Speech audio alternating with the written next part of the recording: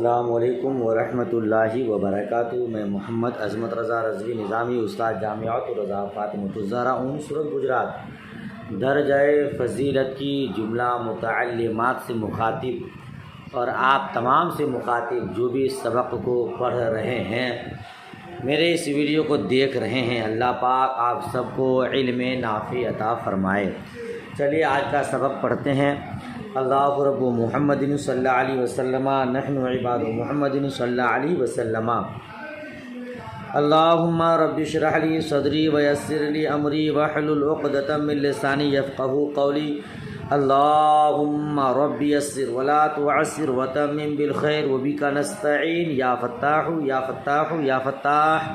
اللہم افتح علینا حکمتک وانشر علینا رحمتک یا ذا الجلال والاکرام۔ بسم اللہ الرحمن الرحیم۔ باب امور الایمان وقول اللہ عز وجل لیس البر ان تولوا وجوہکم قبل المشرق والمغرب ولکن البر من آمن باللہ والیوم الآخر الی قول المتقون۔ الی قول المتقون کہ چھوڑ دیا، میں پوری آیت پڑھتا ہوں۔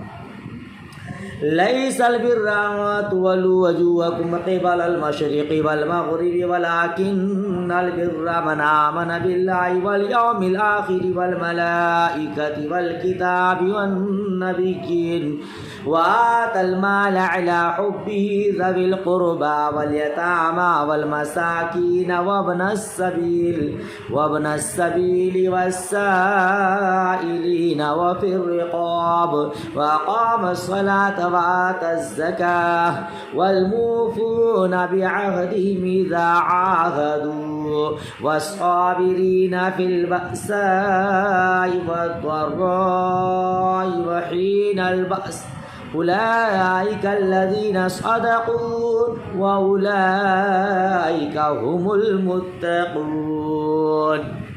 یہ المتقون۔ قد افلح المؤمنون الآیہ، پہلی جو تلاوت کیا وہ دوسرے پارہ ہے، سورہ بقرہ ہے، آیت نمبر 177 ہے، 177، ٹھیک ہے نا۔ اور قد افلح المؤمنون یہ 18ویں پارے کی پہلی آیت ہے۔ حدثنا عبد الله بن محمد الجعفي قال حدثنا ابو عامر العقدي قال حدثنا سليمان بن بلال عن عبد الله بن دينار عن ابي صالح عن ابي هريره رضي الله تعالى عن النبي صلى الله تعالى عليه وسلم قال الایمان بضع وستون شعبہ والحیاء شعبۃ من الایمان۔ چلیے، صدق اللہ مولانا العظیم و صدق رسولہ النبی الامین المتین الکریم۔ پھر اس کا ترجمہ کرتے ہیں۔ باب امور الایمان، کل آپ حدیث اسلام کی بنیاد کے متعلق پڑھ چکے ہیں، آج کا سبق سنیے۔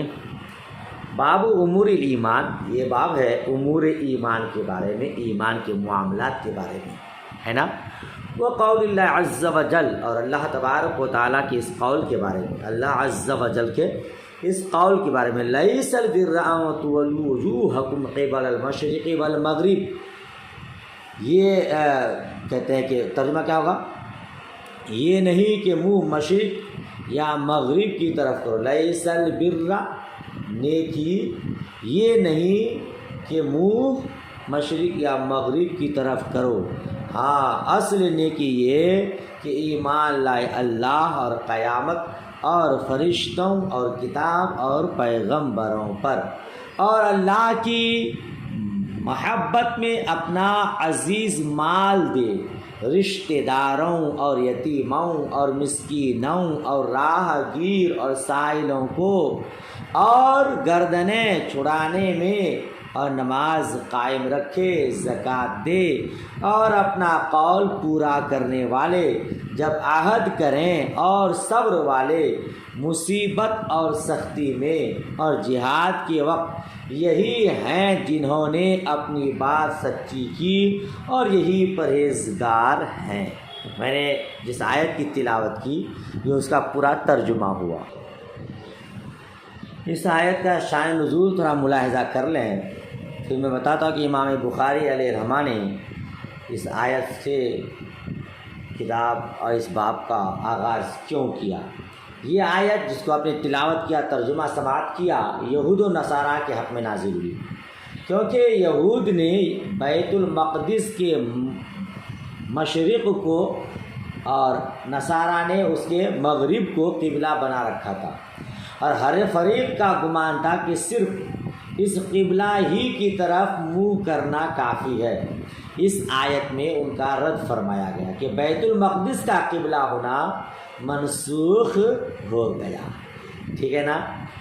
مفسرین کا ایک قول یہ بھی ہے کہ یہ خطاب اہل کتاب اور مؤمنین سب کو عام ہے، اور معنی یہ کہ صرف قبلہ کی طرف چہرہ کرنا اصل نیکی نہیں جب تک کہ عقائد درست نہ ہو اور دل اخلاص کے ساتھ رب قبلہ کی طرف متوجہ نہ ہو، ٹھیک ہے نا۔ تو اس آیت میں نیکی کے کچھ طریقے ارشاد فرمائے: ایمان لانا، مال دینا، نماز قائم کرنا، زکوٰۃ دینا، وعدہ پورا کرنا، صبر کرنا۔ ایمان کی تفصیل یہ کہ ایک تو اللہ تعالیٰ پر ایمان لائے، وہ حی قیوم علیم حکیم سمیع بصیر غنی قدیر ازلی ابدی واحد لا شریک وحدہ لا شریک ہے، اور دوسرے قیامت پر ایمان لائے کہ وہ حق ہے، اس میں بندوں کا حساب ہوگا، اعمال کی جزا دی جائے گی، مقبولان حق شفاعت کریں گے، سید عالم صلی اللہ تعالی علیہ وسلم سعادت مندوں کو حوض کوثر پر سیراب فرمائیں گے۔ تو اس آیت میں ایمان کے کچھ اعمال بتائے گئے ہیں، اور یہ باب چونکہ امور ایمان کے متعلق ہے اور امام بخاری علیہ رحمہ کی عادت کریمہ ہے، جس باب کو بیان کرنا چاہتے ہیں اس تعلق سے اگر قرآن مجید کی کوئی آیت ہے تو پہلے آپ قرآن مجید کی آیت پیش کر کے تبرک حاصل کرتے ہیں، برکت حاصل کرتے ہیں، اسی لیے پہلے اس آیت کو پیش کیا۔ اور دوسری آیت قد افلح المؤمنون، مومنین کامیاب ہو گئے، جو ایمان لائے یہ سب کام کیے وہ کیا کیے؟ کامیاب ہو گئے، ٹھیک ہے نا۔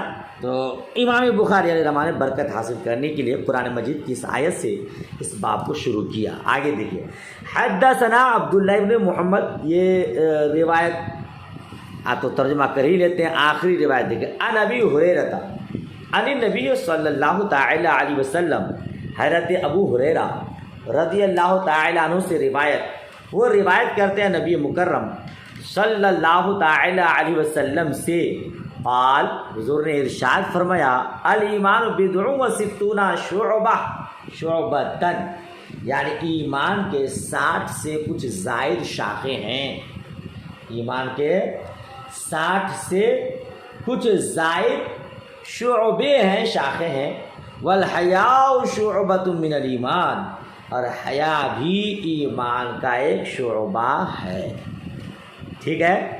یہ روایت کن سے مروی ہے؟ حضرت ابو ہریرہ رضی اللہ تعالی عنہ سے، لہذا حضرت ابو ہریرہ رضی اللہ تعالی عنہ کے متعلق بھی کچھ عرض کر دینا مناسب سمجھتا ہوں، ان کی کچھ سوال حیات پیش کر دینا مناسب سمجھتا ہوں۔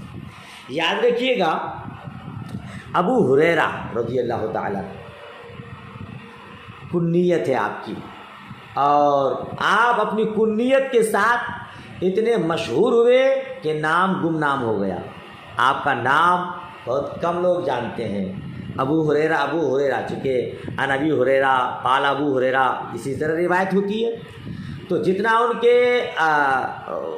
اپنے کنیت سے مشہور ہو گئے۔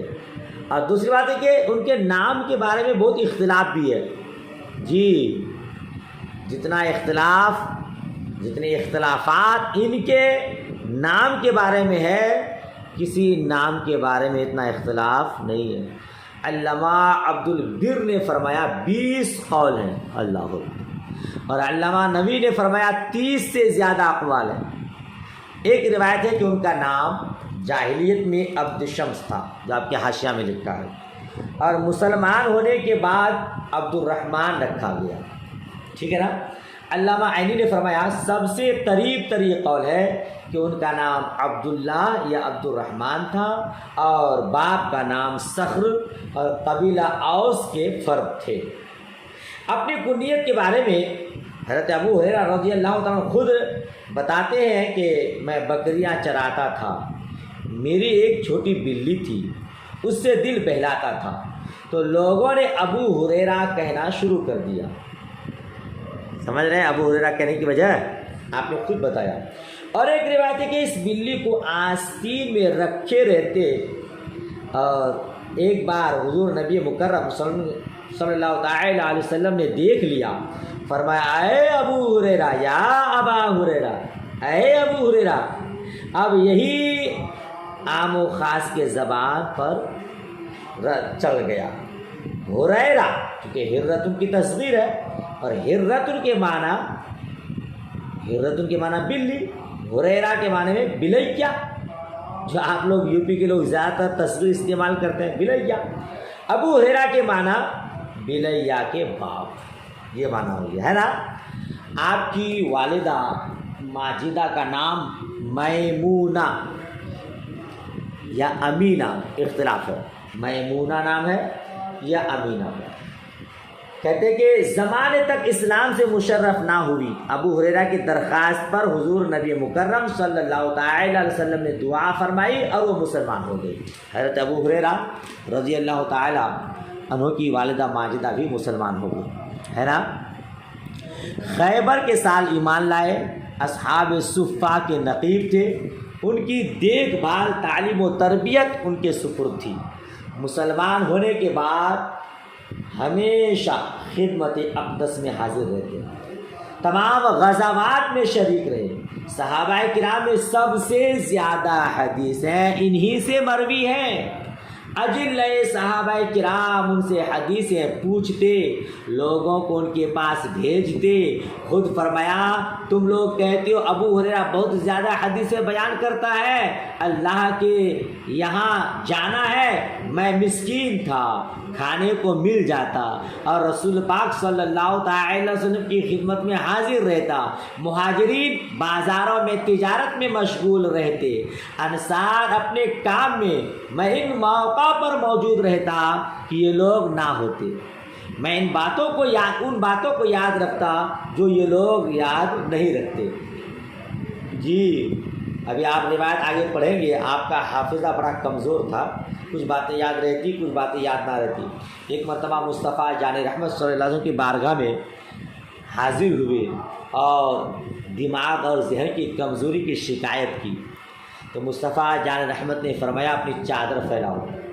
انہوں نے چادر پھیلا دی۔ حضور نبی مکرم صلی اللہ تعالی علیہ وسلم نے 2 چلو اس میں ڈالا، پھر حکم دیا چادر سینے سے لگا لو۔ انہوں نے ایسا ہی کیا۔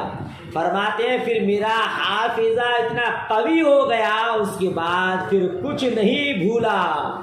سبحان اللہ سبحان اللہ۔ ما آتاکم الرسول فخذوہ وما نہاکم عنہ فانتہوا۔ رسول پاک جو دے اسے لے لو اور جس سے منع فرما دے اس سے رک جاؤ۔ یہ اختیار مصطفیٰ ہے۔ مصطفیٰ جان رحمت نے چلو بھر کے دیا، چادر پھیلا دی تو دیکھیے وہ صحابی ہے وہابی نہیں، ان کا عقیدہ مصطفیٰ جان رحمت دے رہے ہیں، ہم کو لینا ہے، بھلے دیکھنے میں نظر نہیں آ رہا ہے نا۔ عقیدہ مضبوط تھا ان کا۔ مصطفیٰ جان رحمت دے رہے ہیں، 2 چلو بھر کر دیے، انہوں نے لیا اور اپنے سینے سے لگا لیا۔ یہ نہیں کہا کہ حضور کہاں کچھ نظر آ رہا ہے، وہ جانتے تھے کہ جن کو جو کچھ مل رہا ہے مصطفیٰ جان رحمت صلی اللہ تعالی علیہ وسلم کی بارگاہ رسالت اور بارگاہ سخاوت سے مل رہا ہے۔ اللہ دینے والا ہے، مصطفیٰ جان رحمت تقسیم کرنے والے ہے نا۔ تو 2 چلو دیے، آپ نے چادر کو سینے سے لگایا تو آپ فرماتے اس کے بعد پھر میں کبھی کچھ نہیں بھولا۔ سبحان اللہ سبحان اللہ۔ جہاں بانی عطا کر دیں، بھری جنت ہبا کر دیں، یہ ہے مصطفیٰ جان رحمت صلی اللہ تعالی وسلم کا اختیار۔ بہرحال تو ایک مرتبہ حضرت ابو ہریرہ رضی اللہ تعالیٰ عنہ نے فرمایا کہ رسول پاک صلی اللہ تعالیٰ علیہ وسلم نے مجھے علم کا 2 برتن عطا فرمایا ہے، ایک تو لوگوں میں پھیلاتا ہوں، اگر دوسرے کو ظاہر کروں تو ٹیٹ و کاٹ ڈالا جائے۔ ابھی اس حدیث کو بھی آپ آگے پڑھیں گے۔ 2 برتن احادیث مصطفیٰ جان رحمت نے ابو ہریرہ رضی اللہ تعالیٰ عنہ کو عطا فرمایا تھا، ٹھیک ہے۔ یہ ابو ہریرہ رضی اللہ تعالیٰ عنہ، یاد رکھیے گا، ان سے 5374 احادیث مروی ہیں۔ کتنے؟ 5374 احادیث مروی ہیں۔ 305 امام بخاری نے بیان کیا ہے، امام بخاری امام مسلم دونوں نے 305 احادیث روایت کیا، 93 صرف امام بخاری نے اور 190 صرف امام مسلم نے روایت کی ہے۔ ان سے 800 حضرات نے روایت کی ہے، جن میں صحابی بھی ہے اور تابعی بھی، جی اجلہ صحابہ کبار صحابہ، مثلا حضرت ابن عمر، عبداللہ ابن عمر، حضرت جابر، حضرت انس، حضرت ابن عباس رضی اللہ تعالیٰ عنہ نے ان سے حدیث لی ہیں۔ اللہ کے اس فضل پر یوں شکر ادا کرتے، یتیمی میں پلا، مسکینی کی حالت میں ہجرت کی، بصرہ بن غزوان کا نوکر بنا، انہوں نے میری شادی بھی کر دی، اللہ کا شکر میں نے دین کو پشت پناہ اور ابو ہریرہ کو امام بنا دیا۔ جی اللہ کا شکر جس نے دین کو پشت پناہ اور ابو ہریرہ کو امام بنا دیا۔ اتنی کثرت کے ساتھ حدیث بیان کرنے کے باوجود روزانہ 1000 رکعات نفل پڑھتے، سبحان اللہ۔ سن 59 ہجری میں 78 سال کی عمر مبارک پا کر مدینہ منورہ میں وصال فرمایا، اور یہ دعا مانگا کرتے تھے، اے اللہ سن 60 ہجری اور چھوکروں کی حکومت سے پناہ مانگتا ہوں۔ دعا قبول ہوئی۔ یزید پلید کے تسلط سے 1 سال پہلے تقریباً اللہ تبارک و تعالیٰ کی بارگاہ میں پہنچ گئے، اس دنیا سے رخصت ہو گئے۔ تو سن 60 ہجری اور چھوکروں کی حکومت سے، یعنی یزید پلید کی حکومت سے آپ پناہ مانگا کرتے تھے۔ اللہ تبارک و تعالیٰ نے دعا قبول فرمایا اور آپ اس سے پہلے ہی دنیا سے رخصت ہو گئے۔ ابو ہریرہ نے کیا فرمایا؟ حضرت ابو ہریرہ رضی اللہ تعالیٰ عنہ نے فرمایا، مصطفیٰ جان رحمت صلی اللہ تعالیٰ علیہ وسلم نے ارشاد فرمایا، الایمان بضع و ستون شعبۃ، ایمان کے 60 سے کچھ زائد شعبے ہیں، شاخیں ہیں۔ بدع کس کو کہتے ہیں؟ دیکھیے یہ بدعون بھی پڑھا جاتا ہے اور بدعون بھی پڑھا جاتا ہے، با کے کسرہ اور فتح کے ساتھ، دونوں لغتیں ہیں نا۔ اہل لغت کا اس بارے میں بہت اختلاف ہے کہ اس کا اطلاق کتنی عدد سے کتنے عدد تک ہوتا ہے۔ قزاز نے کہا کہ 3 سے اوپر 9 تک، ایک قول ہے 3 سے لے کر 9 تک اس کا اطلاق ہوتا ہے، اور ابن سیدہ نے کہا کہ 3 کے اوپر 10 تک، کسی نے کہا 1 سے 9 تک، کسی نے کہا 2 سے 10 تک، کسی نے کہا 4 سے 9 تک۔ خلیل نے کہا بدعون کے معنی 7 ہے، لیکن سب سے زیادہ صحیح قول پہلا جو قزاز نے کہا، یعنی 3 کے اوپر 9 تک بولا جاتا ہے۔ ترمذی شریف میں حضرت ابن عباس رضی اللہ تعالیٰ عنہما سے غلبہ روم والی حدیث میں خود حضور اکرم صلی اللہ تعالیٰ علیہ وسلم کا ارشاد منقول ہے، یا ابا بکر البدع ما بین 3 الی 9، اے ابو بکر بدع 3 اور 9 کے مابین کو کہتے ہیں، سبحان اللہ۔ تو یہ بدع کا معنی ہوا، اور شعبۃ کا معنی کیا ہے؟ شعبۃ کا معنی ٹکڑے اور گروہ کے ہیں، جماعت کے ہیں، ہے نا۔ درخت کی شاخ کو بھی کہتے ہیں، اس لیے میں نے ترجمہ لگایا نا، 60 سے کچھ زائد شاخیں ہیں۔ یہاں ایمان سے مراد ایمان کامل اور شعبوں سے مراد وہ اعمال ہیں جو ایمان کی علامات ہیں، ٹھیک ہے نا۔ ابو ہریرہ رضی اللہ تعالیٰ عنہ سے مروی کی ایک حدیث میں ہے، ایمان کی 70 سے اوپر کچھ شاخیں ہیں، ان میں سب سے اعلیٰ لا الہ الا اللہ کا پڑھنا اور ادنا تکلیف دہ چیز کا راستے سے ہٹانا۔ ظاہر ہے کلمہ طیبہ کا پڑھنا اور تکلیف دہ چیزوں کو راستے سے ہٹانا اصل ایمان نہیں، ایمان کی علامت ہے، ٹھیک ہے نا۔ تو 70 سے کچھ زائد شاخیں یعنی ایمان کی علامتیں ہیں۔ 70 سے یا 60 سے کچھ زائد شاخیں حضور نے کسی حدیث میں پورے 60 یا 70 کو بیان نہیں کیا ہے جی، خالی اعلیٰ اور ادنا کو بیان کیا ہے، بقیہ کو مبہم رکھا گیا ہے۔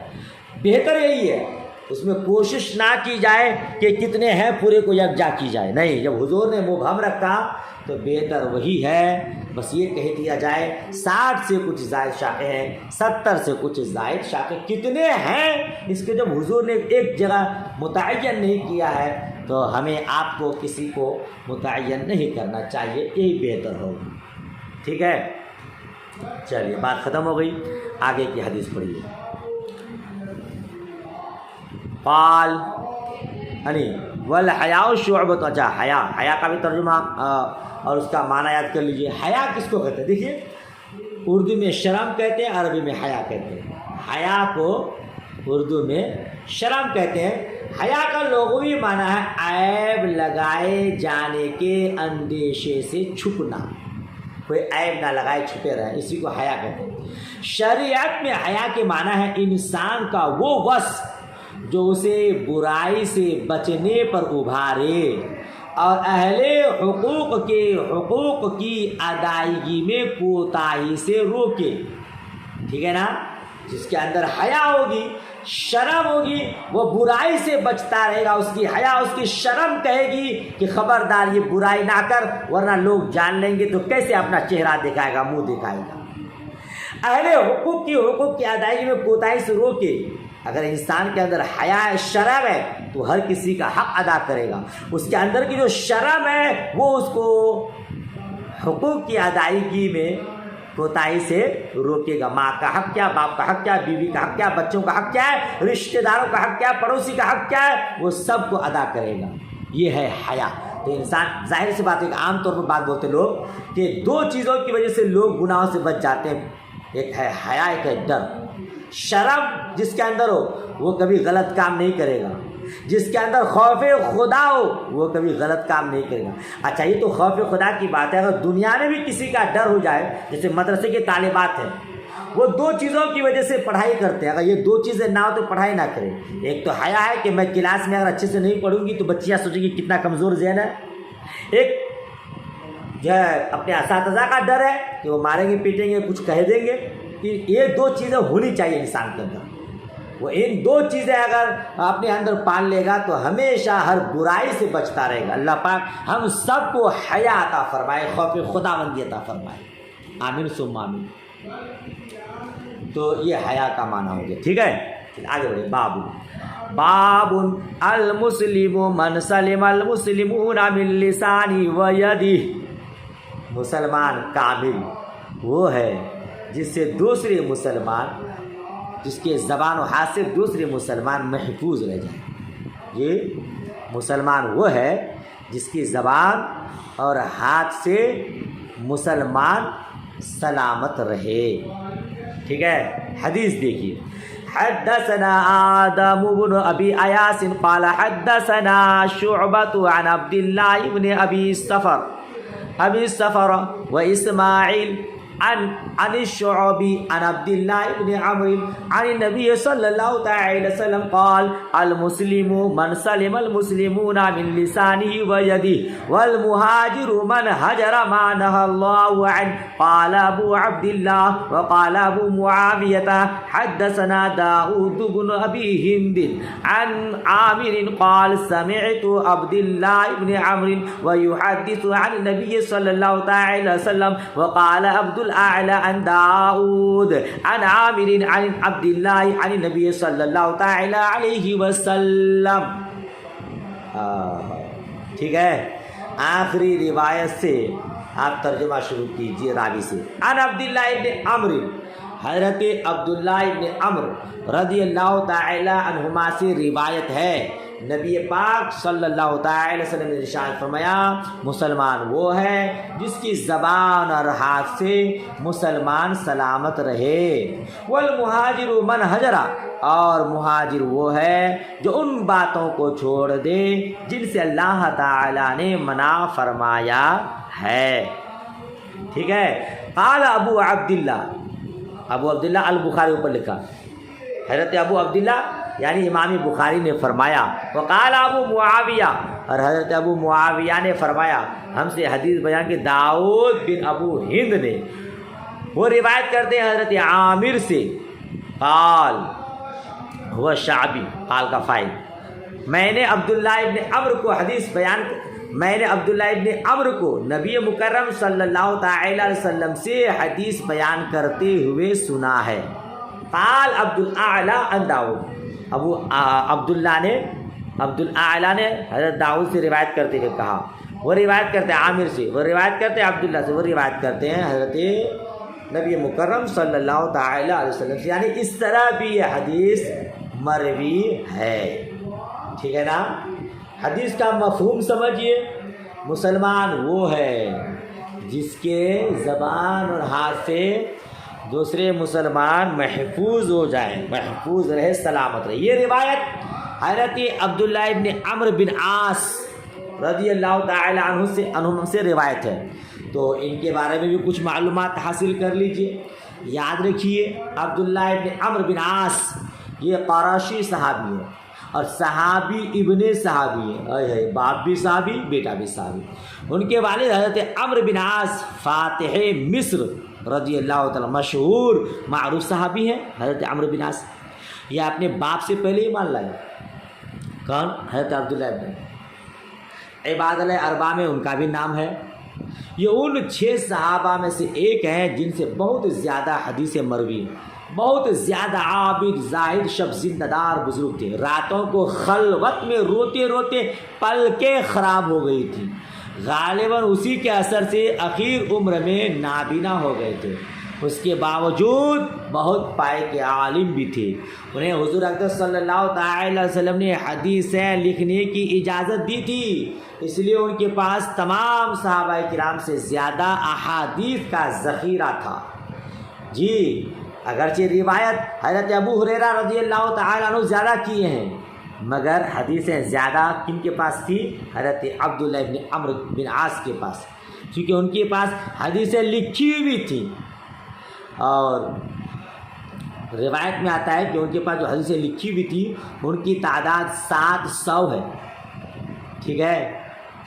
تو یہ حضرت عبداللہ ابن عمرو بن عاص رضی اللہ تعالی عنہ ہیں، ان سے 700 حدیث مروی ہیں۔ کتنے؟ 700 احادیث مبارکہ ان سے مروی ہیں۔ چلیے، المسلم من سلم المسلمون من لسانی و یدی، یہاں مسلم سے مراد مسلمان کامل ہے نا، یعنی کامل مسلمان وہ ہے جس کی زبان اور ہاتھ سے دوسرے مسلمان محفوظ رہیں۔ یہاں جو کہا نا کہ ہاتھ سے اور زبان سے، تو یہ ہاتھ بطور عموم مجاز ہے، جی، کیونکہ ظاہری اور باطنی دونوں مراد ہیں۔ یہاں پہ باطنی سے مراد قوت، قبضہ، غلبہ، تصرف، یعنی جس کے غلبہ سے بھی دوسرے مسلمان محفوظ رہیں، ٹھیک ہے نا۔ اور ظاہر سے مراد یہ ہاتھ، کسی پر ہاتھ نہ اٹھائے، کسی کو اس ہاتھ سے تکلیف نہ دے۔ اور زبان اور ہاتھ کی تخصیص، زبان اور ہاتھ ہی سے تکلیف پہنچاتا ہے زیادہ تر نا، اسی لیے کہا کہ زبان اور ہاتھ، اور زبان سے چونکہ زیادہ تکلیف پہنچائی جا سکتی ہے بنسبت ہاتھ کے، اسی لیے من لسانی و یدی، لسان کو پہلے بیان کیا اور ید کو بعد میں۔ کیوں؟ کیونکہ زبان ہاتھ سے خالی جو حاضر ہے سامنے ہیں ان کو تکلیف پہنچا سکتا ہے، لیکن زبان سے حاضر غائب کسی کو بھی، زندہ مردہ کسی کو بھی تکلیف پہنچائی جا سکتی ہے۔ جی، کسی کو گالی دے دیا، گلوچ دے دیا، برا بھلا کہہ دیا، اسی لیے ید، لسان کو ید پر۔ دوسری بات یہ ہے کہ زبان سے جو انسان کو تکلیف پہنچتی نا وہ زیادہ خطرناک ہوتی ہے، جی، وہ زیادہ خطرناک ہوتی ہے، وہ زیادہ تکلیف دہ ہوتی ہے بنسبت ہاتھ کے۔ کبھی کبھی آپ کو کوئی محترمہ آپا یا کوئی کچھ غلط بولے، آپ بولتے یار اس سے بہتر 2 ڈنڈا مار کھا لے تو وہ ٹھیک تھا، یہ بولی ہم کو اچھی نہیں لگتی ہے نا۔ کچھ لوگوں کی زبان ایسی ہوتی ہے کہ کچھ بھی بول جاتے ہیں تو دل میں بات آتی ہے کہ یار اگر 2-4 ڈنڈا مار کھا لے تو وہ ٹھیک رہتا، کیونکہ یہ باتیں جو دل میں لگی ہے یہ ہمیشہ دلوں میں پیوست ہو جاتی ہے ہمیشہ کے لیے. کبھی بھی یہ بات یاد آئے گی تو تکلیف ہوگی کہ اس نے ہم کو یہ کہا تھا، ہے نا. تو معلوم یہ ہو رہا ہے کہ زبان کی تکلیف بنسبت ہاتھ کے زیادہ تکلیف دہ ہے. حضور اقدس نبی مکرم صلی اللہ تعالی علیہ وسلم نے حضرت حسان رضی اللہ تعالی عنہ سے فرمایا مشرکین کی ہجو کرو. جی یہ انہیں تیر سے زیادہ سخت ہے. اسی کو کسی شاعر نے کہا ہے جراحات السنان لہتیام ولا یلتام ما جرح اللسان، یعنی نیزے کے زخم اچھے ہو جاتے ہیں لیکن زبان کا زخم اچھا نہیں ہوتا. ٹھیک ہے، تو زبان اور ہاتھ سے دوسرے مسلمان محفوظ رہ جائے. یعنی آپ ہاتھ سے بھی کسی کو تکلیف نہ دیں، زبان سے بھی کسی کو تکلیف نہ دیں تو سمجھیے کہ آپ مسلمان کامل ہیں، کامل مسلمان ہیں. کامل مسلمان کی علامت یہ کہ وہ کسی کو نہ ہاتھ سے تکلیف دے نہ زبان سے تکلیف دے. ٹھیک ہے نا. اور مہاجر کی تعریف آپ نے پہلے سبق میں بھی ہجرت کے موقع پر سنا ہے، مگر پھر بتا دیتا ہوں. مہاجر یہاں کیا کہا؟ المہاجر من ہجر ما نہی اللہ. مہاجر وہ جو ان باتوں کو چھوڑ دے جن سے اللہ تعالیٰ نے منع فرمایا ہے. یہاں مہاجر کے شرعی معنی مراد ہے، لغوی نہیں. یعنی وہ جس نے دین بچانے کے لیے اپنا وطن چھوڑا. ٹھیک ہے نا، یہ مہاجر شرعی ہے. اور جو آپ نے پڑھا وہ لغوی ہے. تو ان تمام چیزوں کو آدمی چھوڑ دے جن سے اللہ نے منع فرمایا ہے تو وہ مومن کامل ہے، کامل مسلمان ہے. اللہ پاک ہم سب کو عمل کی توفیق رفیق عطا فرمائے. ان تمام چیزوں سے بچے رہیں جس سے اللہ نے منع فرمایا، یعنی منہیات شرعیہ، امر بالمعروف منع اور نہی عن المنکر، اس پر سب کو فائز فرمائے. چلیے آگے کا پڑھتے ہیں، وہ تفسیر ہو جاتی ہے، ٹائم زیادہ دیتا ہے. باب ای الاسلام افضل.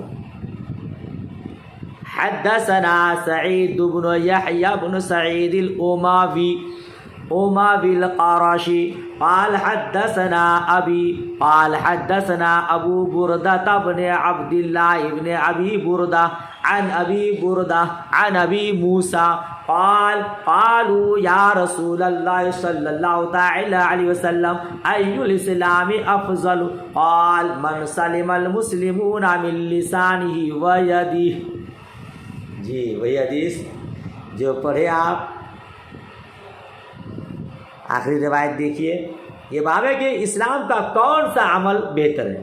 ای الاسلام افضل کی نیچے ایو خصالی افضل، اسلام کی کون سی خصلت، اسلام کا کون سا عمل افضل ہے. تو ابو موسیٰ اشعری رضی اللہ تعالی عنہ سے روایت فرماتے ہیں کہ لوگوں نے عرض کیا یا رسول اللہ صلی اللہ تعالی وسلم ای الاسلام افضل، کون سا اسلام افضل ہے؟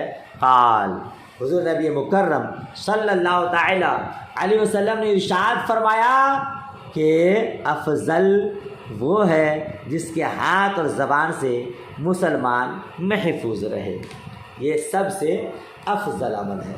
یہ روایت حضرت ابو موسیٰ اشعری رضی اللہ تعالی عنہ سے ہے. یاد رکھیے گا ان کا نام عبداللہ ہے.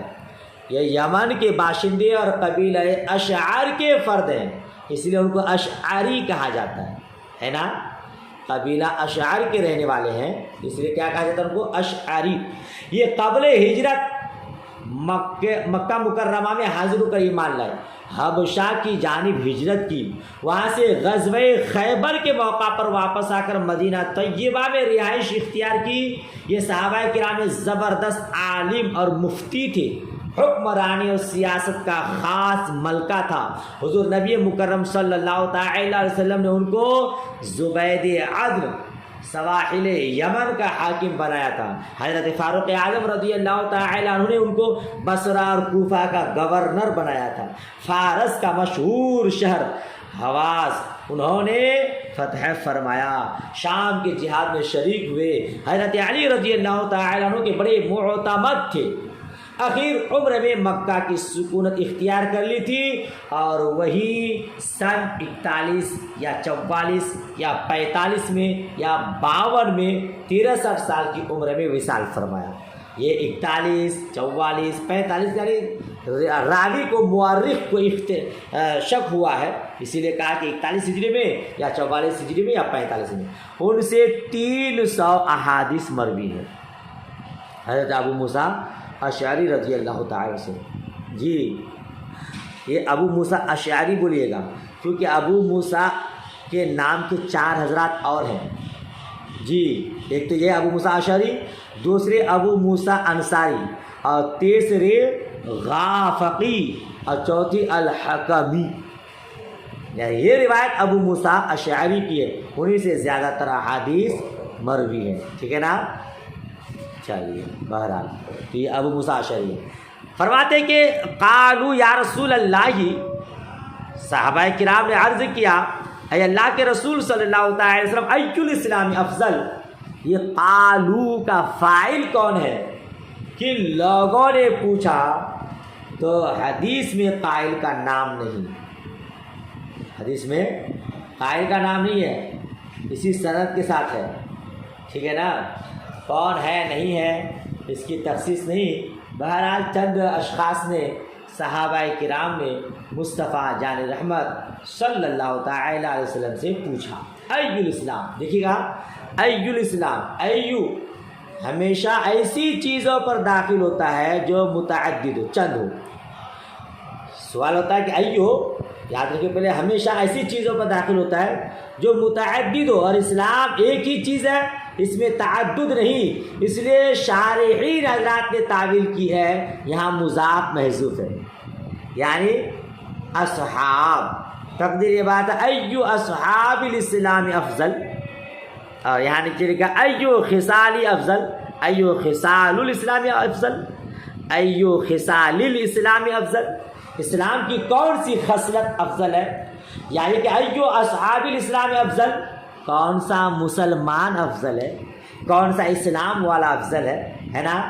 اس کی تائید مسلم شریف کی حدیث سے ہوتی ہے جس میں ای الاسلام کے بجائے ای المسلمین ہے مسلم شریف میں، ٹھیک ہے۔ تو یا پھر اعمال مضاف محذوف مانی ای اعمال الاسلام افضل، اسلام کا کون سا افضل عمل افضل ہے، ٹھیک ہے نا۔ تو جواب دیا مصطفیٰ جان رحمت جس کے زبان اور ہاتھ سے دوسرے مسلمان محفوظ رہیں، یعنی کسی کو نہ ہاتھ سے تکلیف دے نہ زبان سے تکلیف دے، ٹھیک ہے۔ آگے بڑھیے، باب اطعام الطعام من الاسلام، کھانا کھلانا، کھانا کھلانا اسلام کا ایک عمل ہے، اسلام سے ہے، ٹھیک ہے نا۔ حدثنا عمرو بن خالد قال حدثنا الليث عن يزيد عن ابي الخير عن عبد الله بن عمرو ان رجلا سأل رسول الله صلى الله تعالى عليه وسلم اي الاسلام خير قال تطعم الطعام وتقرأ السلام على من عرفت ومن لم تعرف۔ حضرت حمزہ حدیث بیان بخاری فرماتے ہیں حمزہ حدیث بیان کی عمرو بن خالد نے، وہ فرماتے ہیں حمزہ حدیث بیان کے لیث سے، وہ روایت کرتے ہیں یزید تابعی سے، وہ روایت کرتے ہیں ابو الخیر سے البرنی، وہ روایت کرتے ہیں عبداللہ بن عمرو سے۔ ایک آدمی نے، ایک شخص نے رسول پاک صلی اللہ تعالی علیہ وسلم سے سوال کیا اسلام کا کون سا عمل بہتر ہے؟ مصطفیٰ جان رحمت نے فرمایا کھانا کھلانا اور ہر مسلمان کو سلام کرنا، خواہ اسے پہچانو یا نہ پہچانو، من عرفت ومن لم تعرف، اسے پہچانو یا نہ پہچانو، ٹھیک ہے۔ اب یہاں بھی دیکھیے آپ، سوال کرنے والا کون ہے؟ انا رجلا، ایک آدمی نے پوچھا، سوال کرنے والا کون ہے یہ تحقیقی طور پر معلوم نہ ہو سکا۔ بعض لوگوں نے کہا ہے کہ یہ سائل حضرت ابو ذر غفاری ہیں، جی کون ہے؟ بعض لوگوں نے کہا کہ ابن ابو ذر غفاری ہیں۔ ابن حبان کی ایک حدیث میں کہ حانی بن عروہ شریح کے والد نے اس کے ہم معنی سوال کیا تھا، ان کو اسی قسم کا جواب ملا تھا، ٹھیک ہے، ہو سکتا ہے وہی یہاں بھی مراد ہو، ٹھیک ہے نا۔ تو بہرحال ایک آدمی نے حضور سے پوچھا کہ اسلام کا کون سا عمل بہتر ہے، تو میرے آقا مصطفیٰ جان نے فرمایا کھانا کھلانا. کیا فرمایا؟ کھانا کھلانا. ایو کے بعد اعمال مضاف محذوف ہے، ٹھیک ہے نا. ایو اعمال الاسلام خیر، اسلام کا کون سا عمل، تو حضور نے کیا فرمایا؟ کھانا کھلانا. یاد رکھیے گا پہلے کیا کہا تھا؟ ایو الاسلام افضل، اور اس حدیث میں ایو الاسلام کہاں بھائی؟ ایو الاسلام افضل ہے نا. اور یہاں کیا کہا؟ ایو الاسلام خیر، اسلام کا کون سا عمل بہتر. وہ ایو الاسلام افضل یا ایو الاسلام خیر، دونوں میں فرق کیا ہے؟ افضل اور خیر میں. اس کو یاد رکھیے گا، بہت اچھی بات ہے. دونوں اس میں تفضیل ہے، مگر افضل کا مادہ الفضل ہے جو قلت کا مقابل ہے نا. اس لیے افضل سے مراد کثرت ثواب ہے. ایو الاسلام افضل کا معنی کہ اسلام کا کون سا عمل ثواب کے اعتبار سے زیادہ ہے، ٹھیک ہے. اور خیر کا مادہ خیر جو نفع کے مقابلے میں، جو نفع کے معنی میں ہے، شر کا مقابلہ. اب پہلی حدیث کا مطلب ہوا کون سا مسلمان زیادہ ثواب والا ہے، اور اس حدیث کے سوال کا مطلب ہے اسلام کے کس عمل میں زیادہ نفع ہے. تو مصطفیٰ جان رحمت نے فرمایا کھانا کھلانا. دیکھیے گا آپ کو پہلے کیا تھا، کہیں پہلے تھا کہ جس کے زبان اور ہاتھ سے مسلمان محفوظ رہے، یہاں ہے کھانا کھلانا افضل ہے. کہیں اور کچھ ہے، کہیں اور کچھ ہے، کہیں پانی پلانا. یاد رکھیے گا جیسا موقع محل ویسا مصطفیٰ جان رحمت نے کہا کہ یہ زیادہ بہتر. جب دیکھا لوگ دوسرے کو زبان سے تکلیف پہنچا رہے ہیں، لوگوں پر ہاتھ سے تکلیف پہنچا رہے ہیں، تو حضور نے فرمایا زبان اور ہاتھ سے دوسرے مسلمان محفوظ رہے، وہی مسلمان کامل ہے. اور جب دیکھا کہ لوگ بھوکے ہیں اور کچھ لوگ مست کھانا کھا رہے ہیں، مصطفیٰ جان رحمت نے رغبت دلائی کہ اب اس وقت کھانا کھلانا زیادہ افضل ہے. ظاہر سی بات ہے، آپ کو بھوک لگے اور ہم آپ کو پورے زیورات سے آراستہ کر دیں تو کیا آپ کو سکون ملے گا؟ نہیں. بھوکوں کو کھانا چاہیے، پیاسوں کو پانی چاہیے. بہت مرتبہ ایسا ہوتا ہے کہ آپ کو پیاس لگی ہے، پانی پینے کا من ہے، آپ کو جوس پلائے گا، آپ کو ٹھنڈا پلائے گا، تب بھی آپ کو تسلی نہیں ہوگی. آپ کو پانی چاہیے، ہے نا. تو جس وقت جس چیز کی ضرورت، اس ضرورت کو پوری کرنا وہی افضل ہے. بھوکوں کو کھانا چاہیے، ننگوں کو کپڑا چاہیے، لوگوں پر تکلیف ہو رہی ہے اس کو تکلیف سے بچایا جائے. اسی لیے مصطفیٰ جان رحمت نے الگ الگ مقامات پر الگ الگ چیزوں کو افضل قرار دیا ہے. یہ جواب یہیں پہ یاد کر لیجیے تاکہ آگے آپ کو پوچھنے کا موقع نہ ملے. سلام، اس کے بعد کیا کہا؟ سلام کرنا یہ افضل عمل ہے، جس کو پہچانو جس کو نہ پہچانو. شاید لوگوں کی عادت نہیں تھی، ہے نا، سلام کرنے کی، اس لیے حضور نے فرمایا کہ کرو. اور دوسری بات یہ کہ آج کل جس کو لوگ پہچانتے ہیں اسی کو سلام کرتے ہیں، انجان کو نہیں. مصطفیٰ جان احمد نے کہا جس کو پہچانو اس کو بھی سلام کرو، جس کو نہ پہچانو اس کو بھی سلام کرو.